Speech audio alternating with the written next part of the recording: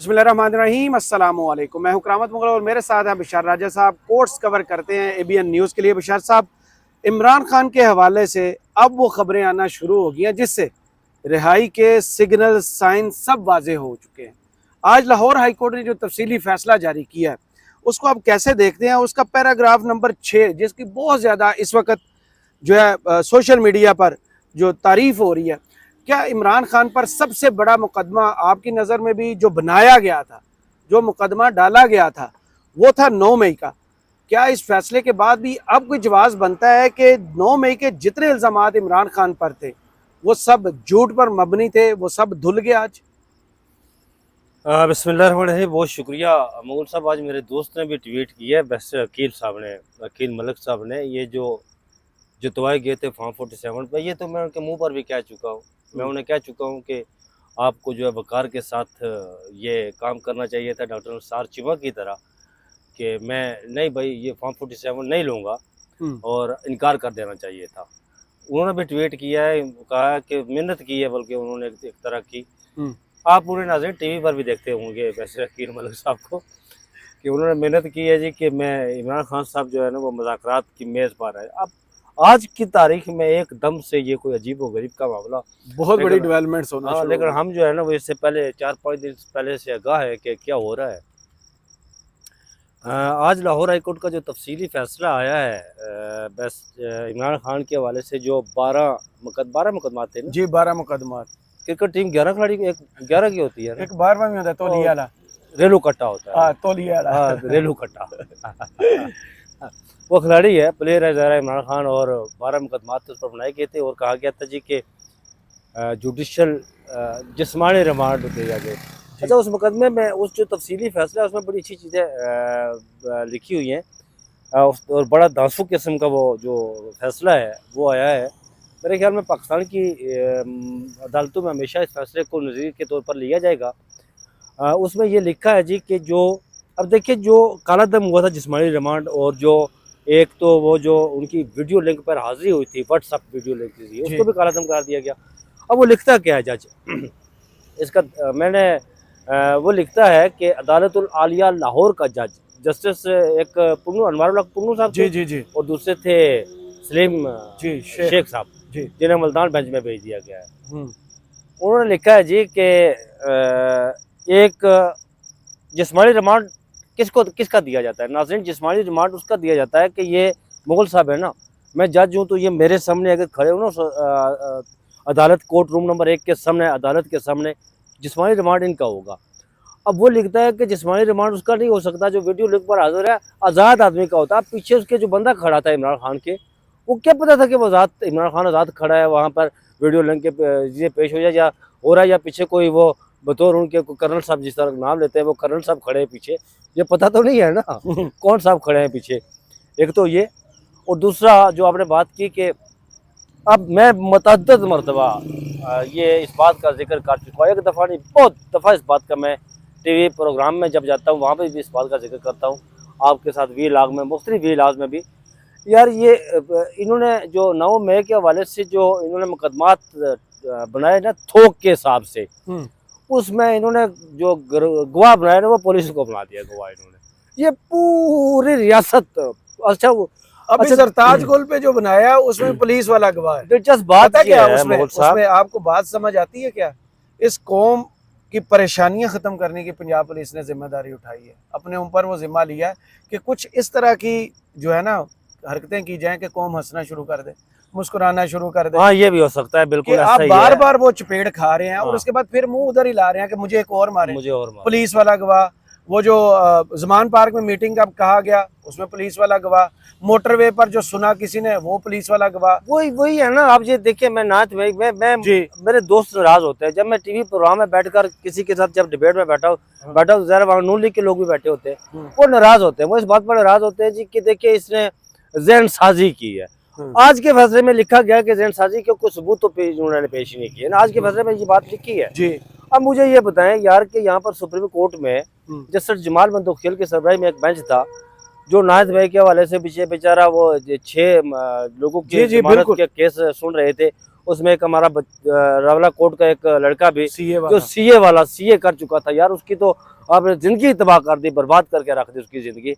वो सुन रहे थे, तो जो प्रोसिक्यूशन थी उसे जब अदालत ने सबूत मांगे, जैसे जमाल बंदूखेल आपको पता है कि वो किस जी। तरह के जज हैं, हम्म, उन्होंने कहा जी कि हमें इसके हवाले से कोई सबूत दें। जी जब प्रोसिक्यूटर से कहा उन्होंने कहा कोई सीसीटीवी फुटेज दे, उन्होंने एकदम से कहा जी कि वो तो टूट गए थे सीसीटीवी फुटेज। कैमरे में सीसीटीवी फुटेज नहीं होती, अच्छा, उसकी रिकॉर्डिंग डिवाइस रिकॉर्डिंग डिवाइस वो तो टूट गई थी, हाँ। सीसीटीवी फुटेज नहीं, वो कैमरे, अच्छा उन्होंने हाँ। कहा कैमरे तोड़ दिए गए थे। अच्छा ये पता नहीं किसने तोड़े।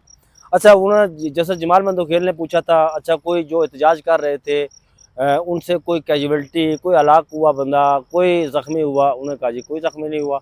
अच्छा उन्होंने कहा जी, पूछा उनसे कि अच्छा ये बताएं उनसे कोई बम बरामद हुआ, कोई तोप बरामद हुई कि जिससे जहाँ वो लेकर जा रहे थे, उन्होंने कहा हुई जी ना कोई, बरामद, वो वकास जंजुआ से मैं हुई, वो उसी तरफ शापर में। मैं उसी तरफ आता हूँ। उन्होंने कहा जी कि कोई तोप बरामद नहीं हुई, कोई कुछ बरामद नहीं हुआ।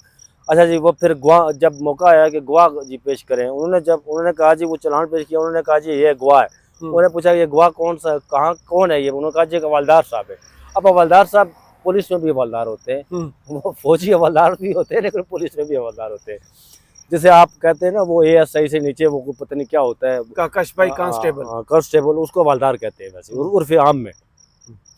तो वो गवाह, उन्होंने कहा जी कैसे गवाही, उन्होंने कहा जी कि ज़मान पार्क में फ़लाँ तारीख को फ़लाँ इतने बजे फ़लाँ दिन रात 8 बजे या 10 बजे वहाँ पर मीटिंग हो रही थी, तो ये जो पुलिस हवलदार साहब है ये वहाँ पर मौजूद थे, तो वहाँ पर मीटिंग हो रही थी कि साजिश की कि हमने ये करना है, ये करना है, ये करना है। ठीक हो गया। तो जैसे जमाल बंदूखेल ने कहा जी कि वकूआ पिंडी में होता है और गवाह लाहौर का, ये बात कोई हज़म नहीं होती कि यार कि आप गवाह लाहौर का, आप एक आम हवलदार के कहने पर किसी एक साबिक़ वज़ीर-ए-आज़म को गद्दार तो नहीं कह सकते। बात उन्होंने दुरुस्त की थी ना। ये गद्दार बनाने की फैक्ट्री पाकिस्तान में माशाल्लाह बहुत पुरानी चली आ रही है। यहाँ पर 47-47 से लेकर आज तक आपने गद्दार किसको बनाया, फातिमा जिन्ना को भी गद्दार बना दिया, आपने हुसैन शहीद सुहरावर्दी को भी गद्दार बना दिया, आपने फैज़ अहमद फैज़ को भी गद्दार बना दिया, मलिक फ़िरोज़ खान नून जिसने आपको ग्वादर लेकर दिया था, जहाँ आज की तारीख में, आज अभी इस वक्त वीडियो कर रहा हूँ ना, आज की तारीख में बता रहा हूँ, वहाँ पर हालात इतने खराब है कि सिविलियन को जाने नहीं दिया जा रहा है। वहाँ पे रास्ते बंद कर दिए। क्या वो नोगो एरिया बन गया यार, ममड़ुआ इलाका बन गया है। वो एक सिविल मलिक फ़िरोज़ खान नून ने 57 में लेकर दिया था, स्टेट ऑफ ओमान से लेकर दिया था, उसको भी आपने गद्दार बनाया। आपने शेख मुजीब को गद्दार बनाया, आपने भुट्टो को गद्दार बनाया, आपने बेनज़ीर को गद्दार बनाया, एक पे नवाज शरीफ को बनाया। हाँ नवाज शरीफ को, किस को छोड़ा है आपने यार कि वो गद्दार नहीं है। लेकिन तारीख उठाकर देखे, मुझे ये बात सच है लेकिन है कड़वी बात, तारीख उठाकर देखे यार कि गद्दार कोई सिविलियन कभी नहीं हुआ, ये तारीख में लिखा हुआ है। मैं अपनी तरफ से ये बात नहीं कह रहा हूँ, ये रिकॉर्ड बात है कि मुझे कोई साबित करके दिखाए कि कोई गद्दार सिविलियन हुआ है। ये जो यहाँ पर जो जिसे हमारे 2 बंदे मारे थे यार, जी जी ऐसे के मारे थे बंदे लाहौर में, वो अमेरिकन क्या नाम था उसका, रेमंड डेविस रोड, यहाँ रह गए, रेमंड वापस चला गया, ये कौन था? कहानियां करते हैं यार। ब्लैक वाटर का वो गद्दार मतलब अच्छा था ना। हाँ। अब देखे फिर हुआ क्या यहाँ पर, वहाँ लाहौर में ये देखे स्टेट के पास, मैं समझता हूँ कि ये प्रोसिक्यूशन है ना, इनके पास सबूत नहीं है ना, तो कि अदालतें क्राइन और शवायद की बुनियाद पर फैसले करती हैं। अरे मैं थोड़ा सा बीच में जज्बाती हो गया क्योंकि वो बात सच थी ना, अब करें क्या, जब सच बात आती है तो फिर लोग कहते हैं कि अड्डा भी सच ना बोलिया करो यार, लेकिन क्या करे बंदा। अच्छा मुगल साहब, वो फिर अदालतें क्राइन और शवायद की बुनियाद पर फैसला करती है, अदालतें ख्वाहिशात की बुनियाद पर कभी फैसला नहीं। बिल्कुल ख्वाहिशात का एहतराम नहीं किया गया था। इस मौजू पर वो चीज़ भी ज़रूर ऐड करें, जमाल बंदूखेल साहब ने जब इन लोगों को रिहा करने का हुक्म सादर फरमाया था तो काजी साहब के घर से उन्हें ताने मिल गए थे। नाज़रीन मैं आपको बताऊं कि जस्टिस जमाल बंदूखेल जब ये केस सुन रहे थे, यहाँ पर स्टेट क्राइम भी बड़ा होता है ना, ये भी बड़ा डर होता है बंदे को। जब वो केस सुन रहे थे तो चीफ जस्टिस काजी उल क़ज़ा काजी ख्वाहिश ईसा के घर से उन्हें कहा जा रहा था कि आप दहशतगर्दों के केस क्यों सुन रहे हैं। ये सुनने में आया था कि बेगम सरीना जो है ना, वो कह रही थी, सरीना ईसा, उन्होंने गुस्से का इजहार भी किया था, और जिसकी बुनियाद पर इमरान खान जो है केस क्यों सुन रहे हैं दहशतगर्दों को, उनके जमानतें क्यों दे रहे हैं। अब मैंने ये ख्वाहिशात की बुनियाद पर लफ्ज़ इस्तेमाल किया है, ख्वाहिशात की बुनियाद पर अगर वो हमारे मोहतरमा जो आर्टिफिशियल है, एक मसनूई सी वज़ीर आला बनी हुई है फॉर्म 47, अब देखिए 547 में तो चलो मसनू ही है, लेकिन उस मोहतरमा का आप उसकी चाल डाल देखें, आप उसका चलना फिरना देखें, आप उसकी गुफ्तगू देखें, वो टोटल आर्टिफिशियल लगती है, एकदम से आर्टिफिशियल लगती है। और उस कैटेगरी में हमारी एक और खातून आती हैं, पिछले दिनों मैंने उन पर ट्वीट भी किया और बड़ा मैंने उन्हें बड़ा तनकीद का निशाना पड़ेगा। बहरहाल समझ गए होंगे आप, मैंने फिर थोड़ा सा हाथ होला कर दिया। फिर हाथ होला कर दिया, इस वजह से कि मैंने उन्हें जिस शख्स से मुझसे रब्ता किया था वो बाहर बैठा हुआ है, तो मैंने उसे ये बावर करवाया था कि मैं कभी भी इस मामले में ये ना आप समझना कि मैं पीछे हटूँगा। मुझे जहाँ भी लगा कि ये मोहतरमा इन्होंने कहीं भी अगर वो टिक टाकर वाली गुफ्तगू की ना, कहीं भी वो ओछापन या तावलापन दिखाया, तो फिर मैं तनकीद तो जरूर करूँगा ना। जरूर कीजिए। अब इस फैसले के बाद क्या आप देख रहे हैं इमरान खान की रिहाई बिल्कुल करीब है? इमरान खान से देखिए मुगल साहब, आपको इसके अलावा मैंने एक और आपसे चीज डिस्कस करनी है, जो कैप्टन इलेक्शन सफदर तो- साहब है ना, दमादे आजम जो है हाँ। नवाज शरीफ साहब के, उन्होंने भी आज इलेक्शन कमीशन पर चढ़ाई की है, उसके बाद बात करते हैं। पहले ये बताएं यार, इमरान इमरान खान की राय में मुगल साहब, ये तो कल से परसों अलीमा खानम ने आकर बात की थी, बात जी पटियाला जेल से, हाँ, कल नहीं परसों की, कल नहीं यार, परसों की बात है। मैंने 5 दिन पहले आपके साथ वीला किया था, और मैंने 5 दिन आपको पहले बताया था कि मैंने कोई इशारतन बताया था कि क्या क्या हो रहा है, क्या क्या नहीं हो रहा है। लेकिन मैं पहले भी मैंने आपको बताया कि कुछ लोग हमारे दोस्त समझते हैं कि ये जो मुज़ाकरात हो रहे हैं ना, ये मुज़ाकरात जो हो रहे हैं, ये इमरान खान जो है ना, पता नहीं वो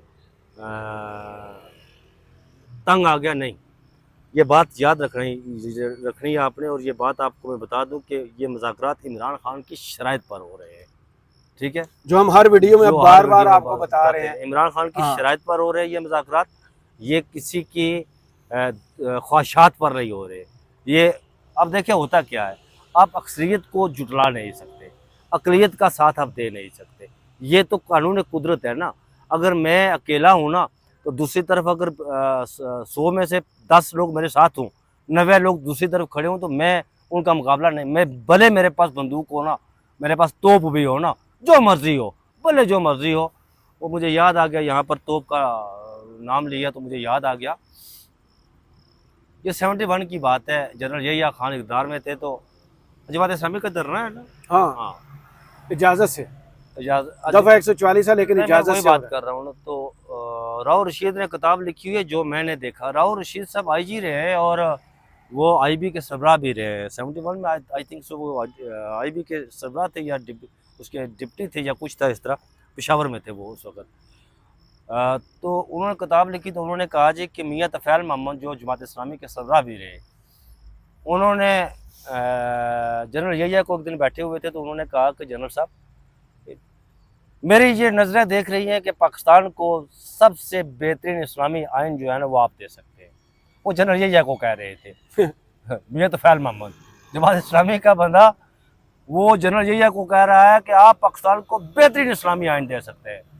और उसी दिन मुन्नू भाई ने कॉलम लिखा था, जिसकी ये सुर्खी उन्होंने जमाई थी कि कारोबार आप करेंगे जनरल यहिया खान, और सरहदों पर तोप चलाएंगे जनाब, जाकर आप भुट्टो और कारोबारी लोग सरहदों पर तोप चलाएंगे। तोप से बात याद आई थी ना, तो ये मामला था। मैं बहुत पहले इसका इज़हार कर चुका हूँ कि अब जो इनकी ख्वाहिशात थी कि इमरान खान को अंदर, अब इमरान खान को ज़्यादा देर अंदर नहीं रख सकते। मैंने मुगल साहब पहले भी ये बात की, अब देखें मैं बहुत मोहतात रहता हूँ इस हवाले से, अपने राय देने के हवाले से भी और ख़बरियत के हवाले से भी, जब तक मैं उसको काउंटर चेक ना कर सकूँ ना। सही।